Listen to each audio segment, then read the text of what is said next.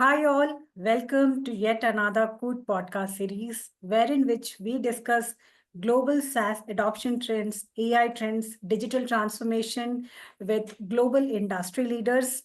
Today we have a very special guest, a women tech leader to whom I look upon to, Miss Mohua Sengupta. Uh, she is a seasoned GCC leader. She started, a long journey with Mashreq Bank as a ex-global director, GCC head at Mashreq, and also, ex-GCC head at Novartis. So very rich, GCC as a GCC leader, and she's a digitalization expert. So very happy to host you, Miss Sengupta, and really look forward to hear a lot of insights from you. Thank you. Thank you. Me too. Let's have a great discussion. Thank you so much. Absolutely, pleasure is ours, ma'am. So I have given a very, short introduction about your career journey. Why don't you give a, brief career journey of yours? So, so you introduced me as a GCC leader. Yes, that's what I am for the last quite a few years. But I started off from a bank. I started off in the IT sector, IT area of Royal Bank of Canada in Canada right after finishing my MBA. Thereafter, I came back to India about 20 years back. And since then, I was in IT services, focusing mostly Oh, on banking, financial services, and insurance. And I have played multiple roles across different companies. And so we talk about digitalization. BFSI has always led digitalization. So I guess that's what pulled me into it. And then in 2021, early 2021, I joined Mashreq Bank as their global head of GCCs. And after that, my last stint was in Novartis. Yeah. Thank you. absolutely. That's great. I think I missed the IT services part. Now, good that you have now both the experience, IT services and the GCC. I'm sure this podcast is going to be very interesting as you're going to share, as a service, provider, and at the other end as a service receiver, how was your take? So let me start with this part. You have been coming with very rich GCC background, ma'am. And we are saying we are very happy to see the way GCCs are evolving and transforming, especially how they are transforming from mere cost centers to innovation hubs and R&D hubs. So according to you, what has really worked out? See, I think where we are now, or this is kind of where the GCCs or different companies wanted their GCCs to be, or that's, I won't call it an ideal because this will evolve still. But what had happened is initially when the GCCs were created, it was created as a cost arbitrage center. Huh? Yeah, So the roles were moved so that lower end roles were moved so that there is cost arbitrage. But soon the companies realize that that's not enough, and cost arbitrage at some point goes away, right?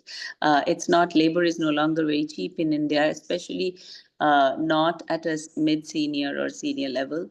Not the very high skilled, tech skilled ones. Like you go to look for a data scientist, they'll be as expensive in Bangalore as they would be in New York. So cost arbitrage, I won't say that there is none, there is, but that's no longer the reason. And I think that's the sweet spot that has made the shift. Today, companies want to come. Why today? I would say for the last, say, 5, 7 years, companies, or maybe 10 years, companies were looking at India more as a talent for talent arbitrage. There is so much of talent, trained talent, tech skill talent, and people who can speak English and can communicate.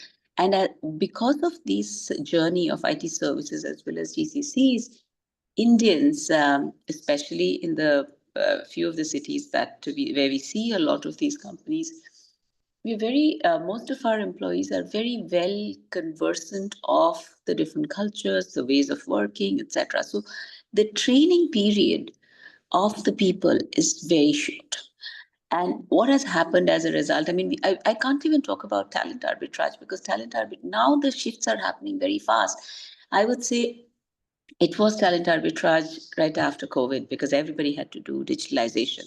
And how will you do it? Digitalization after COVID became a necessity. It was no longer a nice thing to have, right? So it's that talent arbitrage journey started. And then the realization happened that, look, with COVID, people were so dissipated. Everybody worked from their home and work was going on. For most companies, work moved pretty smooth. Yes, there were some disruptions, but every organization realized that it's very doable to have really high skilled people, their leaders across the world, to be based out of GCCs. So GCCs then became a more integral part of the companies. So the leaders started moving, leadership positions started moving, and decision making started happening. I think that's the biggest shift, that now today decisions are also taken in the GCCs. GCC leaders are empowered in most Mhm. GCCs. I won't say it's not a broad brush thing.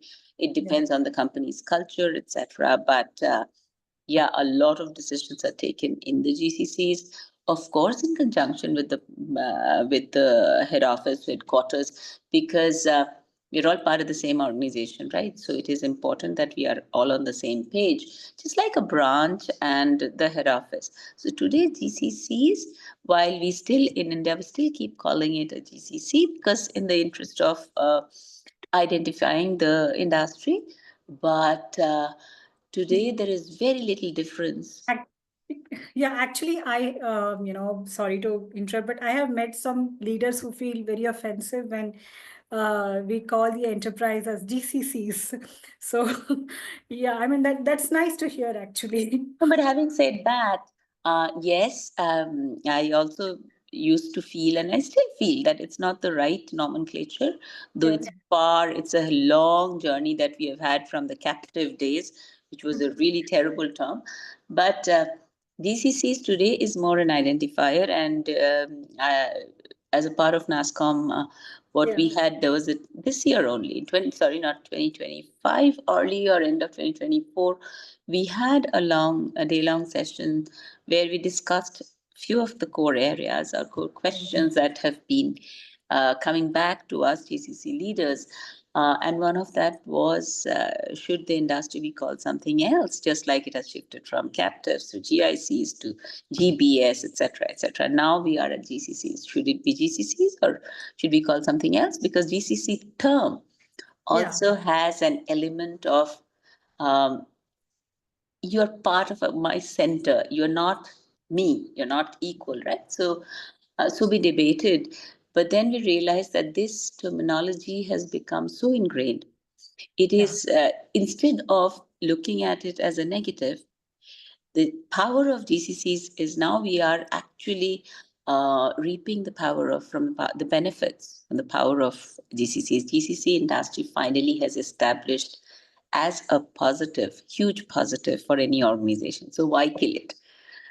We can think about the name change later on, but right now we'll stick to GCCs. Sure. So I was just thinking whether to ask my next questions as GBS or GIS or GCC. I think I'm good with GCCs as of now. Yeah, right now it is GCCs. Sure. I'll just, go out of, the question because, very interestingly, you mentioned about talent arbitrage, and I'm also a mother, and I am, as any other mother, I'm looking for higher education for my daughter. So now that you mentioned about the talent arbitrage and people are looking here. So what would be your advice to the parents who are, thinking whether to send their kids for higher education to the US, or you think that I know this is out of our No, no, it is a very relevant question, and you're talking to a mother oh, whose 18-year-old is oh, studying in US. She's in her freshman year, the first year. Now, wow. the interestingly, when she was always interested in, or she always thought that okay, she's going to go to US to do her undergrad. Um, and when she was born, initial days, maybe it was still it made sense. Right now, for the last 3, 4 years, we've had conversations with her. I still remember that. Why are you going? You'll finish your studies and then you'll have to come back and look for a job in India. That's where all the jobs are. But you know what? I Okay. cannot deny, which of course, see the kids, you cannot, today's kids, you cannot decide for them. Huh? So forget about it. When your kid grows up, you're not going to decide anything. I haven't been able to decide for my 18-year-old daughter. But what I realize is there's a value of that education. Huh? Whether they want to come back or they decide to work. And see, it is no longer just US or India. The world is then open for them. They can work anywhere else. Huh? But Okay. the education that the American universities provide, I think there is a huge value in it. Huh? It may not be tech skill, it may be tech skill. Not everybody, my child has gone to study economics. But what I see is that it's very different, the style of education. I myself did my MBA in US, but that's very different, right? Because it's the postgraduate studies where you're expected to know a lot more, where you have a different level of maturity.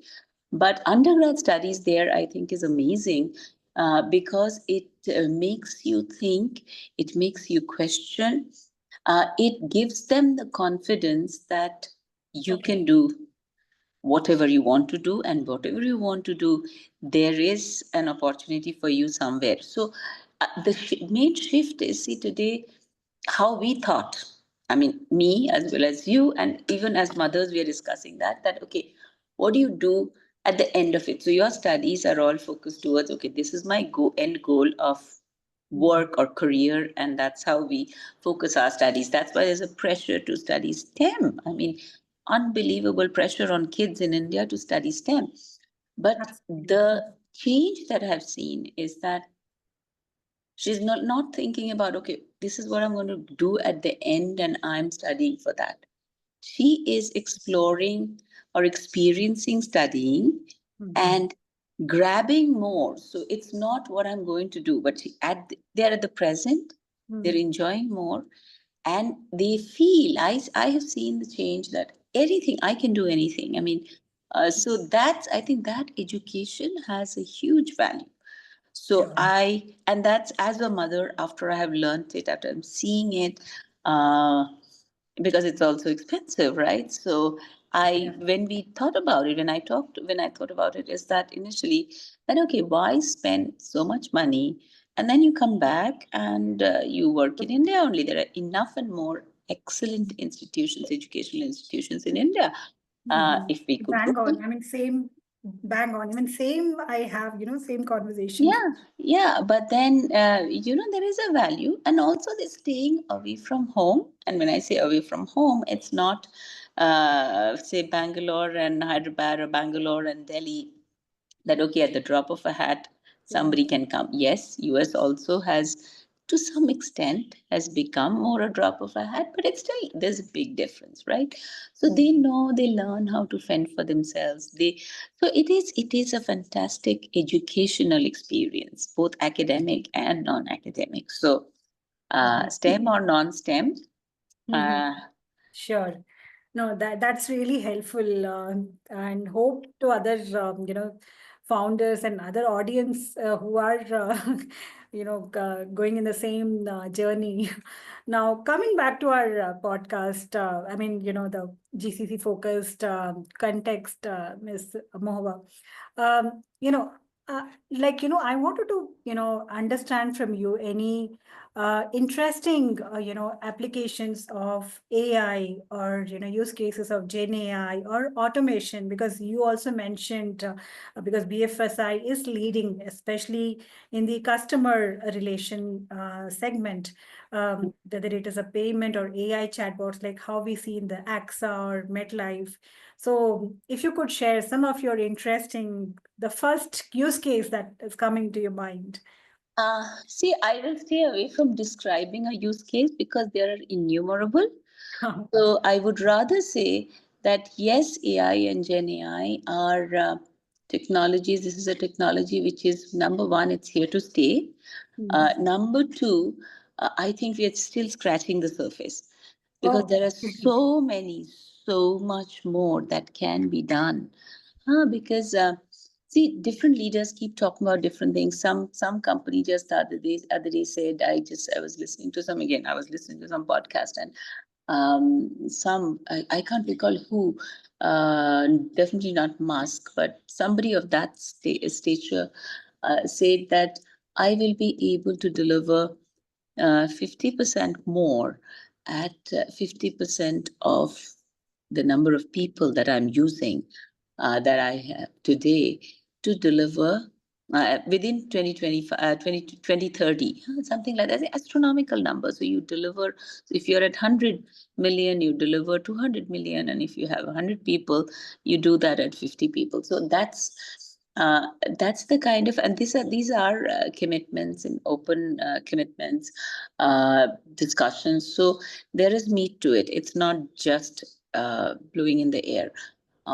So the idea is there's a lot that can be done, and today we are scratching the surface. We are most companies are actually not looking at overhauling the process or overhauling uh, any area of work. Think about the basically evaluate the entire process. What we are doing, most companies are, okay, this is my process. There are these 20 steps.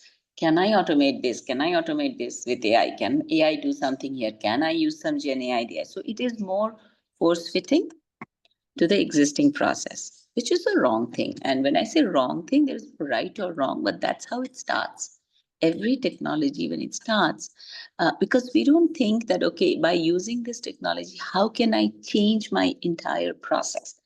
And the good thing of AI or Gen AI is that in order to show some value, you don't really need to overhaul recreate the process or rethink the process. You can still see some smaller gains. You can still see automation benefits, etc., etc. But is that all? No.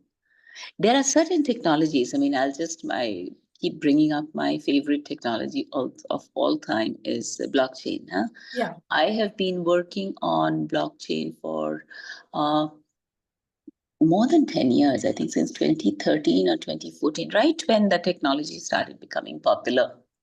I have developed an interest.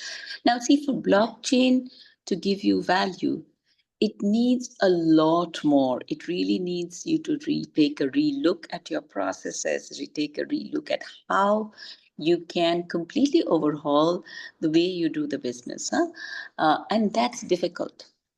That is why, because it is difficult, it has not really, and there are other reasons also. That's not the only thing. It's a very difficult technology. It's not very intuitive. But that is why it has not become so popular. Whereas Gen AI or AI, conceptually, it's not difficult, right? Everybody, we all, little kid. I mean, forget about when the technology was there or not. We are looking, seeing this sci-fi movies since I was a kid. Mm, so conceptually, it's not so alien to us. So if I have an existing process, I can always automate certain parts of it. You push some AI, Gen AI, and get some benefit, both maybe financially or not, but at least I can say that this is really cool.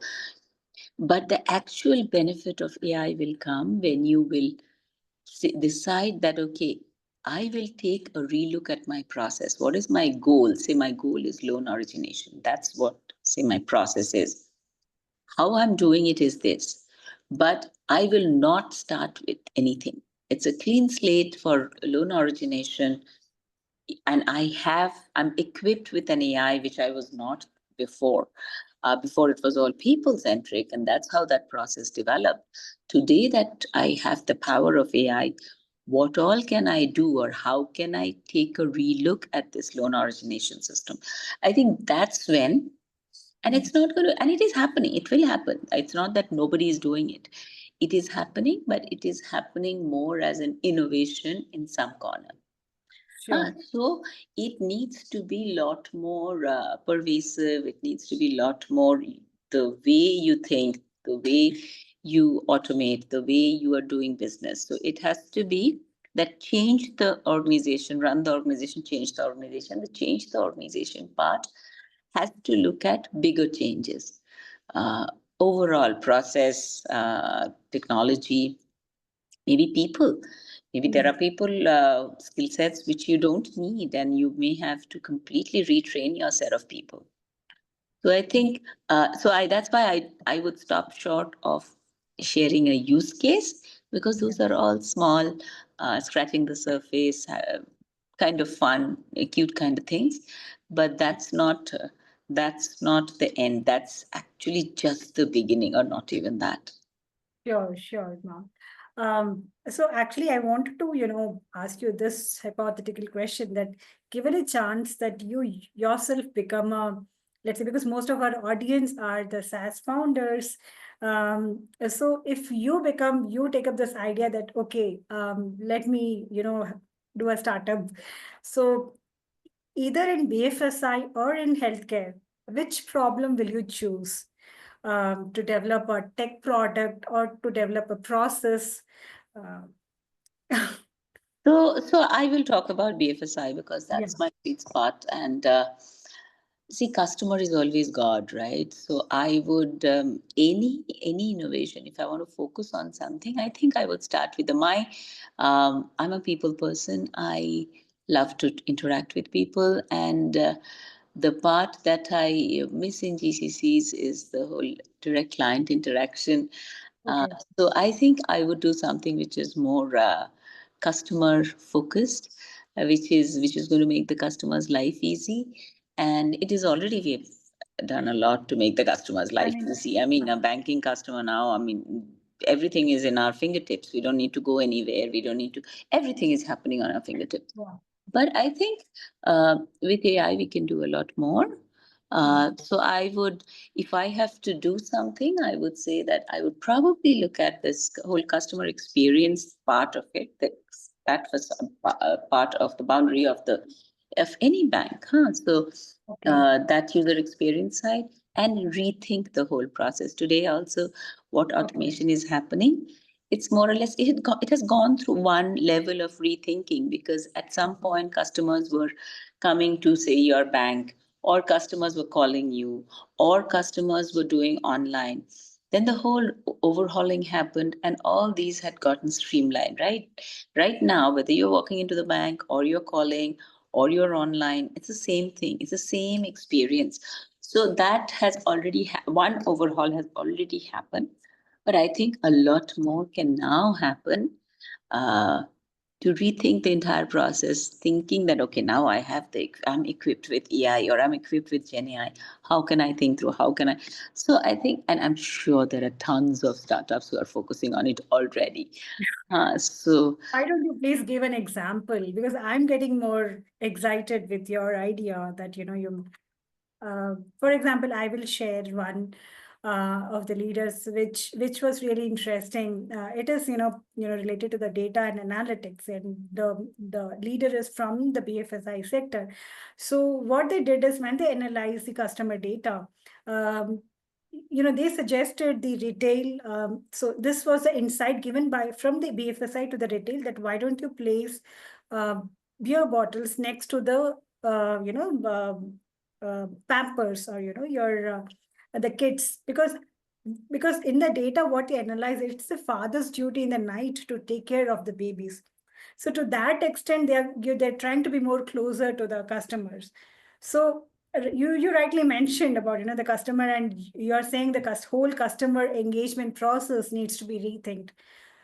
So if you could share. so So it would be, again, I would always stay away from giving you any specific use case, but I Okay. will cut across the use case that you just said, that that use case of beer bottle next to Pampers would be relevant only in certain countries where dads come home and they are on kids duty. Today, especially in India, if you're looking at, and this is where I think we go wrong, we kind of try to flat brush everything. In India, most dads, or most even moms, Yeah. are working till 10 o'clock, because that's our time of working. So buying Pampers for us is not, nobody goes to buy Pampers. We are all so Online. dependent on online delivery. Yeah. So we have to think about it in a very different way. Maybe when you are, how do you package your the online retail store? How can you do it differently so that when something, see today when we are going to a, Mm. say when we are shopping in Amazon or anywhere else, for that matter, uh, it kind of repeats the things, or it looks at what you're looking at and it shows you similar items. Yeah. Huh? Mm. So maybe that's where we can do something. But again, that's not my example, because what I'm trying to do is, instead of saying that this is a good use case, I'm basically cutting into the use case that you just shared. That is a very and that also, I honestly, I don't know whether that's the case in the Western countries even now, because most countries or most people, especially the companies, if you're working in a company which is more global, your timings have completely changed. So it's no longer that you go to the store, and very few people are still going to the store. So Mm. Yeah, yeah. just to share that, well, use cases will evolve. What I tell you today will be irrelevant tomorrow. So I would like to stay away from use cases. Sure, sure. Okay. So you want to be on, but it's a customer segment that you suggest Yeah, that can be. absolutely. Yes, yes. Because the more, see, today, the one key thing is that before, if I look at banking as a sector, because it's a very, see, if you're talking about healthcare, then medicine, if you have some unique medicine, you will have customers. Yeah, That's a very different world. Whereas if you're looking at banking or insurance, everybody today kind of has Me Too products. Everybody has the products. So you cannot differentiate much with products. sure. So that was the time when we could differentiate with products. That was the time long back. That gone are those days. Then it became the customer experience, so the smoother experience that you can give. So initially it was more better customer experience when they were coming to the branches.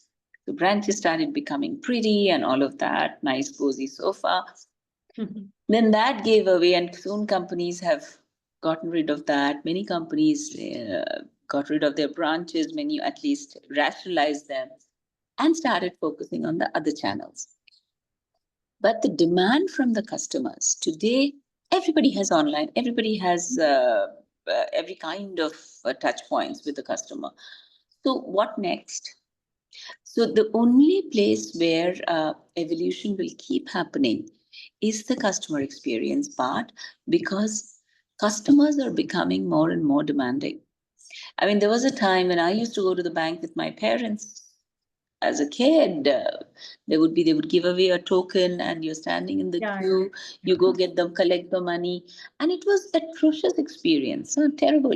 But did anybody complain? No, because that was the way. that was a big, yeah. Then when came the sofas and the nice, maybe a cup of tea or coffee for the a little better off customers, and we started saying, okay, that's good, yeah. But soon technology kicked in, and call center started. Then came the complaint about the call center, quality of people in the call center. Then came online banking. Fine, you don't want to talk to the call center guys to do your job. Fine, do it online, do it yourself. So that evolution started. Then we started complaining about, oh, this is not user friendly enough. Oh, that place. So then companies started focusing on how to make it more user friendly. So that demand for customers, and customers are also, where are we learning from? I can see, if I see that, okay, I can do this, that's a possibility. Why is not my bank not giving it? Hmm. That can be used by, so customers are becoming, without studying STEM, customers are becoming more tech Yeah, savvy because of our day-to-day life. yeah, We are experiencing so much in our day-to-day life that we have started realizing that I can expect more, I can get more. So today banks will continue, not today, it will continue to evolve with the growing demand from the customers. So that's an area which will keep evolving. And in order to keep the customers happy, not just the front end, you can only fancify the front end to a certain extent, and it will happen. But in order to give best of services, you have to go from front, middle to the back office. Yeah. Everything has to be automated. So when you talk about your SaaS model, etc., so it definitely touches the middle and the back office, which is not directly seen by the customer, but that's what is making the experience smoother. So that's why I would say that while it's not just in the customer space, but Yeah. keeping the customer in focus, how can we change the process or overhaul this process or take a relook at how this process is loan origination? I keep talking about it because it's a very, very simple process. Every bank has it. How can I make my loan origination process smoother or better or more wow, so that I get more customers? And if somebody has a good experience today, thanks to social media and thanks to the connectivity, everybody talks, right? So that word of mouth will spread. So I think that's the way one needs to look at it. And who knows, maybe one day I will, but at this point in time, I'm not thinking. No, definitely.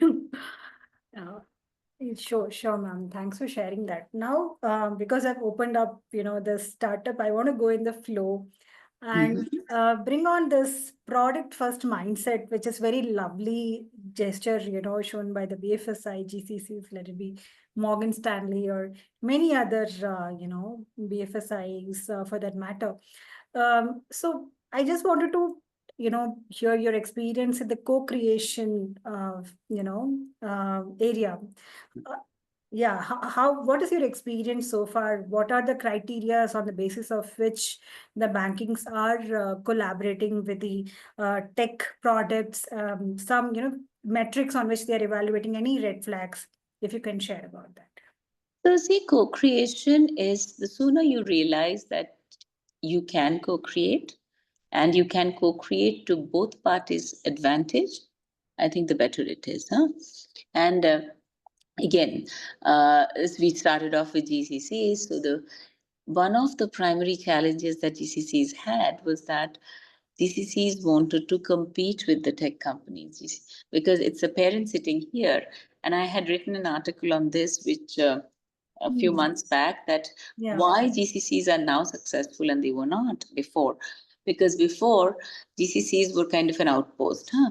The parent company sitting here will say, okay, I have this piece of work. So the GCC has to compete with the other tech services companies. And then, okay, fine. So why would I give it to you and not the tech service? They're more efficient. So that level of discussions were happening. So the GCCs were definitely not a part of the organization. So now that the GCCs are part, and there was a lot of insecurity in the GCCs. At that point, I was in the IT services, and we could see it, huh, we could sense it. Now, and it is obvious that there would be insecurity because if for any project you're having to compete, then of course the GCCs used to feel that okay, we're just one of the others, we are not part of the organization. Today, when the GCCs are much better integrated with the parent companies, GCCs are no longer competing with the tech companies. GCCs are actually collaborating. There's a lot of co-creation happening. Yeah. And co-creation happening in the basis. So if I, as the GCC head, there is what I've seen or what I've done is that there are areas that are your core, right? Which is your, could be your USP or not, but it's your core. And you know that this is something that I don't want to outsource. I want that knowledge to be based in my setup. Huh? It's within the company. That's Okay. one criteria where you do not give away the work. Huh? Now, and there is again, co-creation is in the middle. So there is one side is so the organization does it all. Two is jointly doing. Three is outsourcing completely. Hmm? Yeah. So this is a continuum, huh? And there are multiple percentage, right? Yeah. So one is it's 0, 100, 100, 0. So neither is Yeah. being followed anymore. Wow. It is a mix of, it's somewhere in the middle of It that is. continuum. And And also in all companies, whether it's GCC or not, all companies, not every part of the organization is in the same.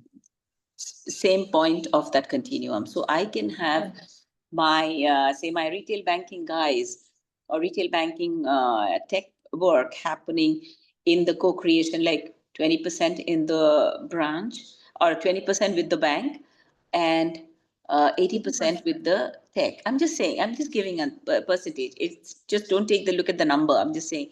Okay. Whereas in, say, treasury and capital market, it might be 50-50. In, say, compliance area, it might be 80-20. So what I wanted to want, the point I'm trying to make is within the same organization, different areas will be in different Okay. space, a phase of that continuum. But definitely not on the two extremes, as you mentioned. Very, very rarely. There are certain, say, within, it is not as a business unit overall, no, but there are certain parts of activities or certain business processes which the organization might feel that, okay, here I will be completely doing things myself. But there are enough and more examples where I would say, if not 100%, say infrastructure support. It's an area which is outsourced by most companies. Now, when I say outsource, is it 100%? It's not 100%, but I would say pretty close to 95 or 99 in some cases, where maybe the leadership is sitting there within the organization, Yeah. a couple of leaders, but the entire support function work has been outsourced. So it is, there are examples on both sides, but Okay. few and far between. Mostly it's in one point of that continuum. Sure. Can I go a little, further in this topic? Yeah, go ahead. Sure. So, like I asked, first of all, it's very good to hear from you that there's a good relationship between the HQ and the GCC over India. But what it takes to champion the idea of co-creation or collaboration within the org structure, if you could. So see, ultimately everybody sees value and efficiency. So it is, championing will come when you can showcase value. Hmm. So yes, there has to be, and see, when imagine if you are the headquarters, you have started your GCC. Your primary goal is not that, okay, I want to create a GCC. Your goal is to get more efficiency. You want to get more benefit out of the money you're investing, right? That's the whole and soul goal for any headquarters.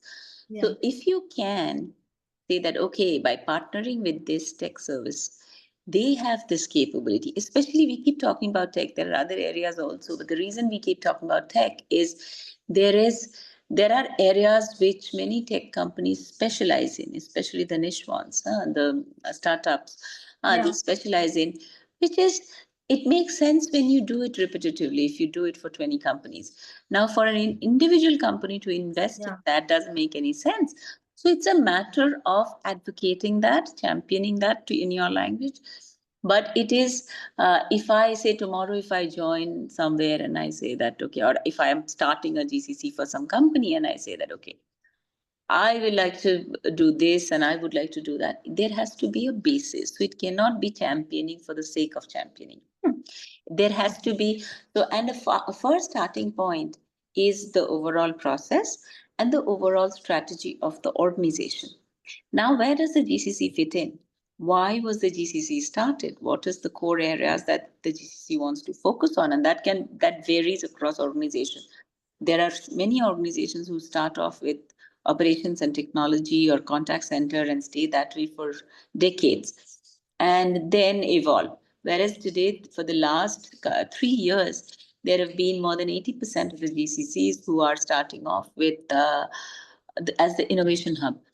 So Yeah. their AI related work happens in it's like a more like an AI COE or Yeah. an automation COE. There are many GCCs who have started off there at a much higher point, a higher value, up the value curve. But there is also a reason behind that. Because if you see that this is an area you don't want to disrupt your current organization, but you want to test the water, innovation is an area where you can look at, because these are new areas, new projects, and roles are not moving. Basically, Sure. you are starting something new and you are starting in a new location. So general pushback is much less. So again, that is based on where the company is, why the GCC was started, and how the company wants to evolve through its GCCs. So it is, if we cannot, when we talk about GCCs, we cannot think about GCCs alone. We have to first remember that GCCs are, yes, it's an entity. For the legal entity's sake, it's an entity, but it is an integral part of the organization.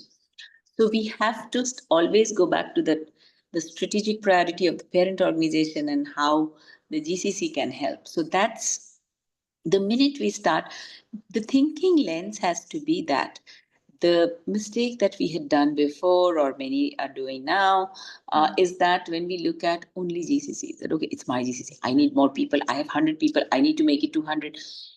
Yes, that aspiration is good, and we all need to have aspirations, but it is not making 100 to 200 without understanding the strategy of the company. So first of all, so the starting point should always be the company's high level strategy, and what the company wants to achieve from its GCC.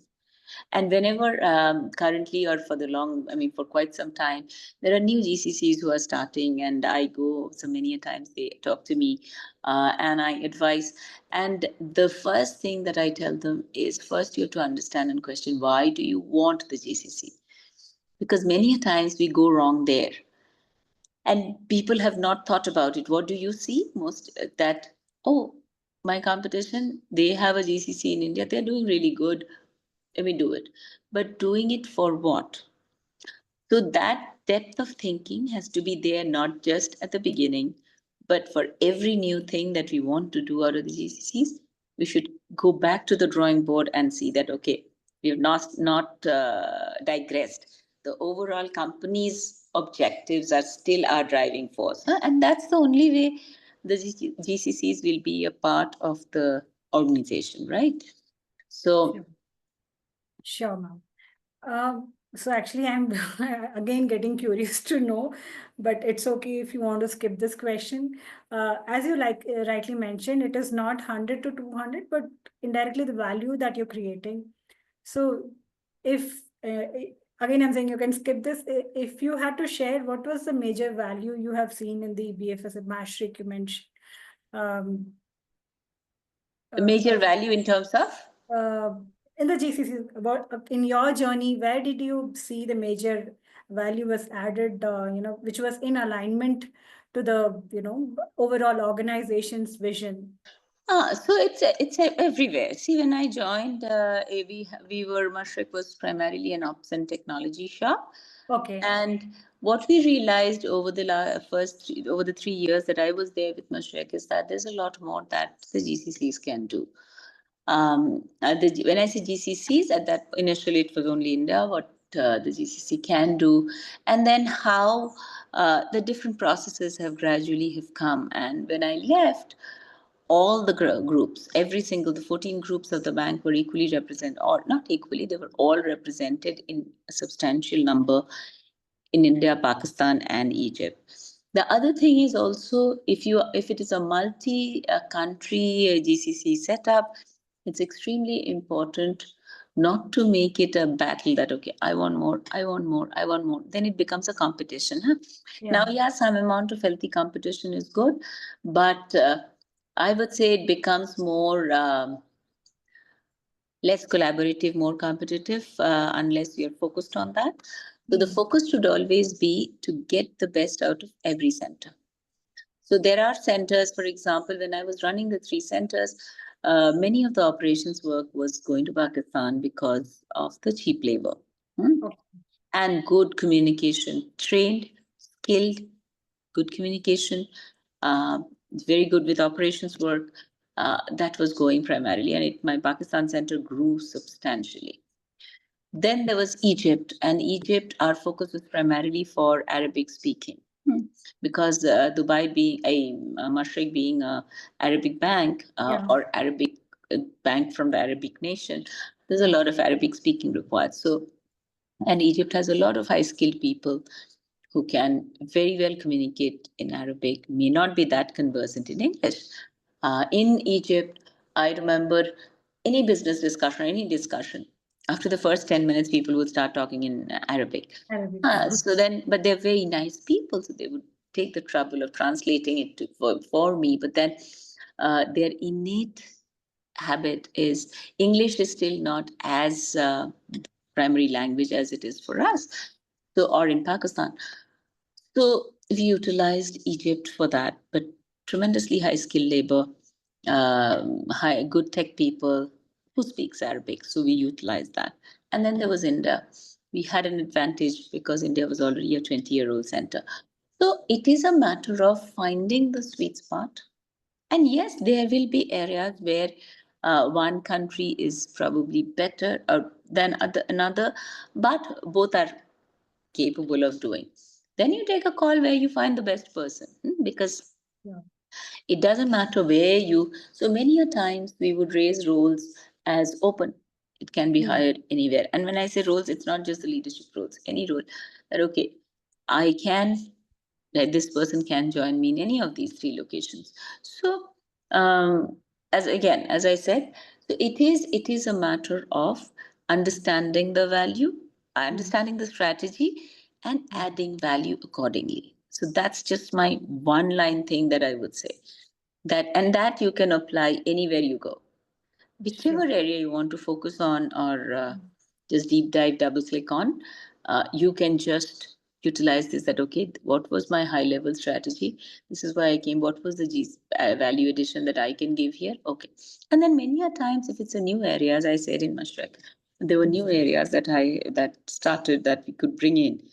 There you have to champion, there you have to talk through, and because you have to understand the process as well, in the Okay. sense that okay, and I'm not saying, when I say understand the process as well, it's not that how it is done, not the actual doing of it, but say treasury, capital markets, having an idea of okay, what it is, what kind of skills are required, and do we have them in India? Yes, we do. What kind of cost arbitrage can we get, or what Hmm. kind of talent arbitrage can we get, or what kind of innovation arbitrage can we bring, because there's so much of tech around us. And then, does it make sense? So putting that business case together, and actually getting that buy-in does go a long way, and you need to take that trouble of explaining and following through for the first few, and then success breeds success. So you bring in two, the two starts doing well, your cost goes down, or your revenue goes up, or your efficiency goes up. Any of that happens, the others will follow. So the first and second are probably the difficult ones. Third ones onwards, things keep coming on its own. Sure, sure. Thanks for sharing that now. I want to go back to our, where I asked the startup founders focused question. Mhm. So, like, when you're coming up with this collaboration idea, as you mentioned, it is never 100, 0 or 0 or 100. It is between, and in that also different verticals are either 80-20 or 50-50. Now, whenever you're coming with that idea, how do you approach to the, solution providers? Because you've been in the IT services. So my, one more question to follow up this is, as an IT services person, do you suggest, when you were as an IT services background, were you suggesting the, SaaS products to the GCCs? And when now you are in a GCC, do you ask the advice from your, IT service providers, the large players, or you have your own circle, warm connects where you ask for the product? So basically, this is the background is how Huh. how can a founder approach to you when, whenever there is a requirement now? Yeah, so this is again, it's not a one size fits all. It will differ, huh? It will vary, Sure, sure. and it will vary by time also. See, when I was in IT services, GCCs were not taking decisions. Okay. So very rarely would we go to the GCCs and to sell a product or a project also. It was mostly body shopping. I mean, in the interest, Yeah. so our focus on the GCCs was okay. They need 200 people. Fine, I'll give you 200 people. So that's how low value chain work IT services used to do for the GCCs when I was in IT services, and it was. I mean, everybody's still doing it. It's there because yes, the GCCs need people, and there is a certain margin that IT services whose capability, sourcing capability is typically higher in the sense because that's the nature of the beast, right? So fine, I can give you these few people, these many people. So that work is still there. But today, because there is decision making happening in GCCs, also IT Yeah. services do talk to GCCs. Now, is the decision being independently taken only in India? Probably not. Not every decision. There could be something very um, at a point where it is at an area space where it is touching just India for something very specific, which is rarely the case, right? Any business process will touch the whole world.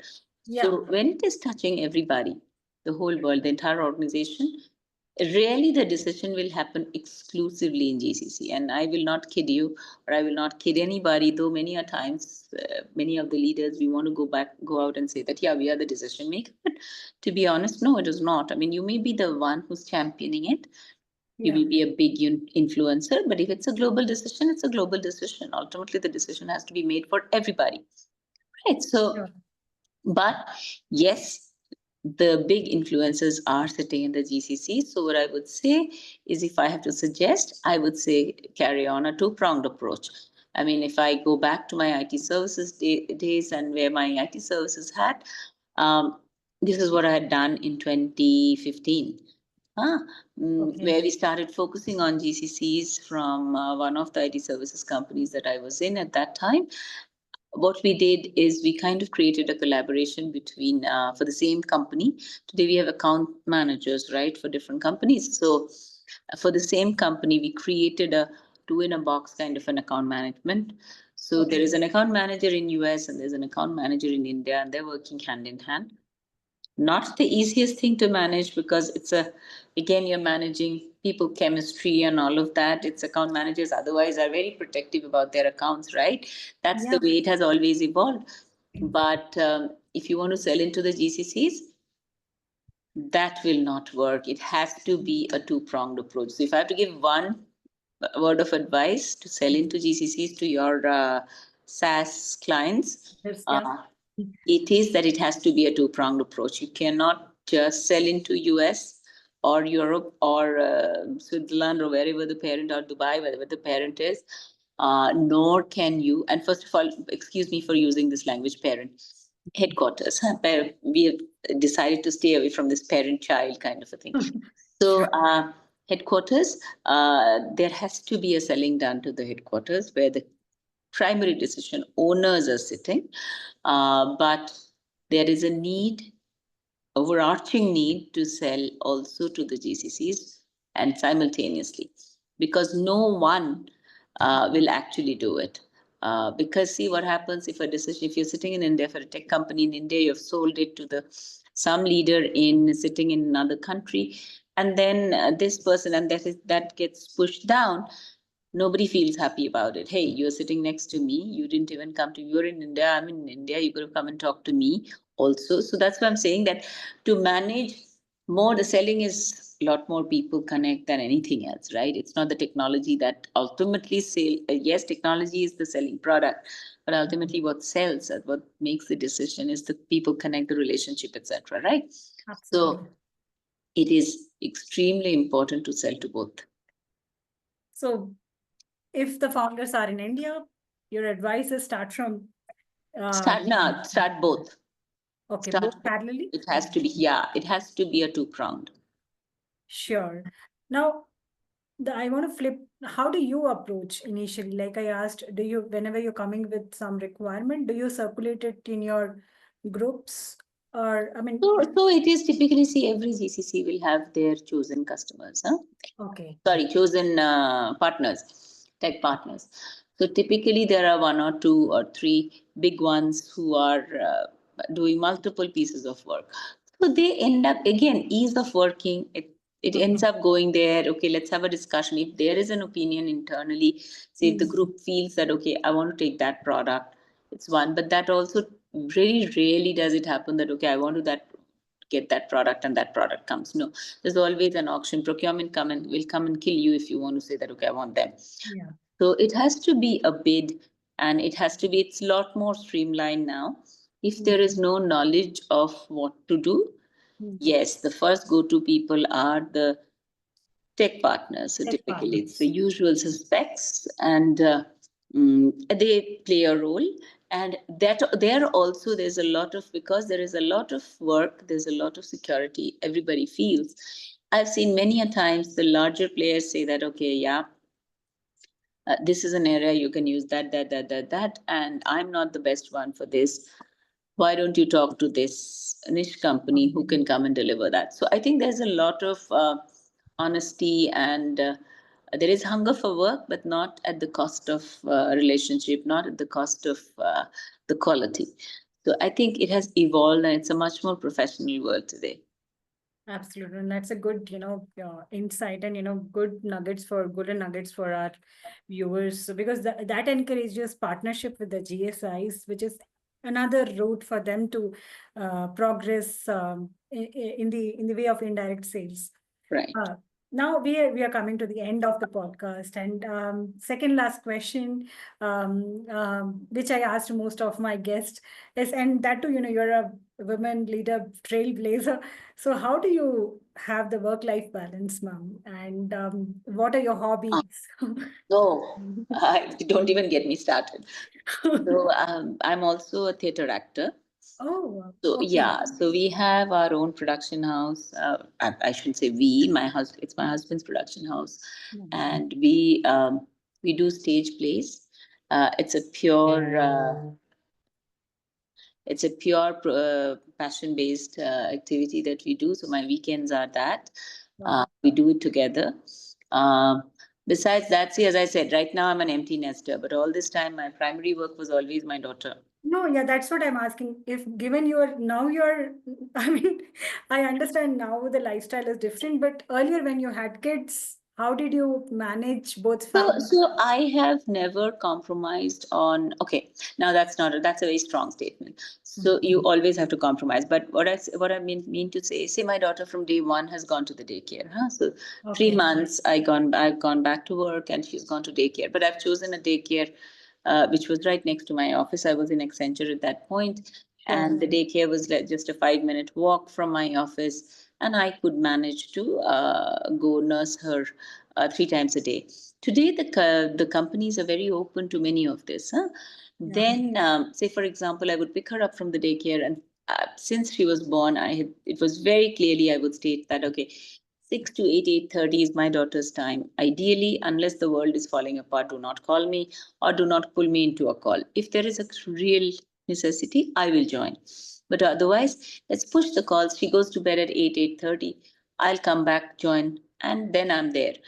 So there is that clarity is important. I think I have always managed it by making it very clear that these are my priorities. I will do all of this at this time, and then work will not suffer, because then I'll pick it back up.